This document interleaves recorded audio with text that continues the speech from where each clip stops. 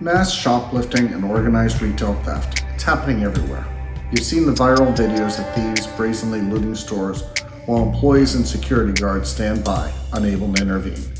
It's spreading across major cities like Portland, San Francisco, New York, and Chicago. But what's causing this crime wave, and what can we do to stop it? Stick around as we dive into the facts and reveal what the media often won't. Welcome back to the channel, everyone.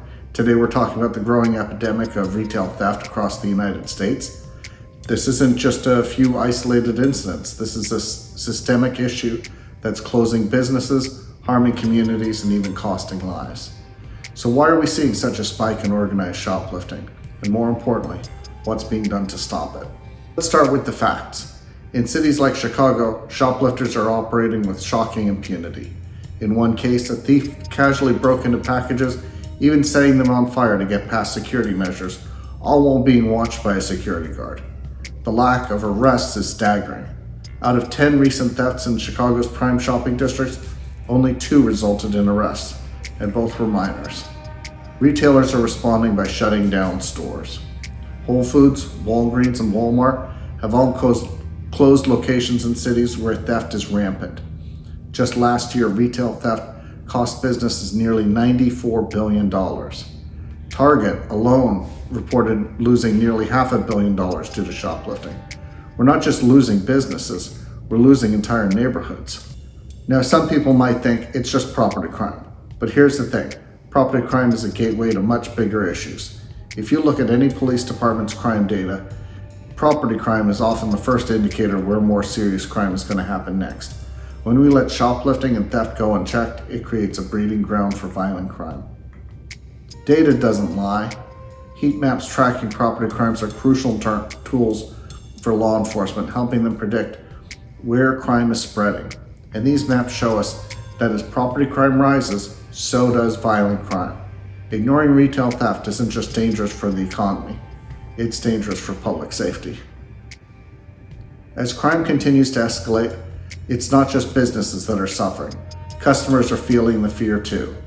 Nicole Galinas wrote in her City Journal article that it's now safer to avoid confronting shoplifters in stores. They've become emboldened, sometimes even violent, knowing that there's little to no consequences for their actions.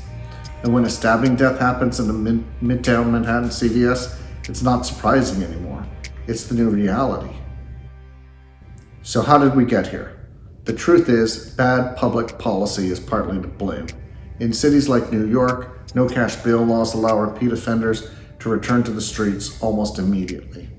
In fact, Manhattan District Attorney Alvin Bragg issued a memo that essentially downplays shoplifting crimes even when force or threats are used. But it's not just petty crime we're dealing with. This theft epidemic is tied to organized crime. U.S. Customs and Border Protection recently intercepted over 200 stolen vehicles in the Port of Baltimore area, many of which were being shipped overseas in containers to West Africa. These aren't isolated incidents. This is a well-coordinated international crime operation. And unfortunately, a lot of these stolen vehicles, some from violent carjackings, are making it out of the country. It's clear that organized retail theft is more than a minor issue. It's feeding larger criminal networks and hurting everyday people. But what can be done? It's time to get back to traditional crime fighting. We need policies that hold criminals accountable, and we need to stop letting repeat offenders walk free. Communities deserve to feel safe, and businesses deserve to operate without fear of constant theft. But right now, we're seeing a failure to act from a policy perspective. This isn't just a staffing issue for law enforcement. It's a failure of leadership to recognize the problem and act decisively. So how do we stop this before it gets any worse? We need to enforce the law, plain and simple. Retail theft shouldn't be treated as a minor inconvenience. It's a serious crime with far-reaching consequences. If we want to prevent this crime wave from spiraling further out of control, we need to stand up, support our law enforcement, and push for policies that prioritize public safety over politics.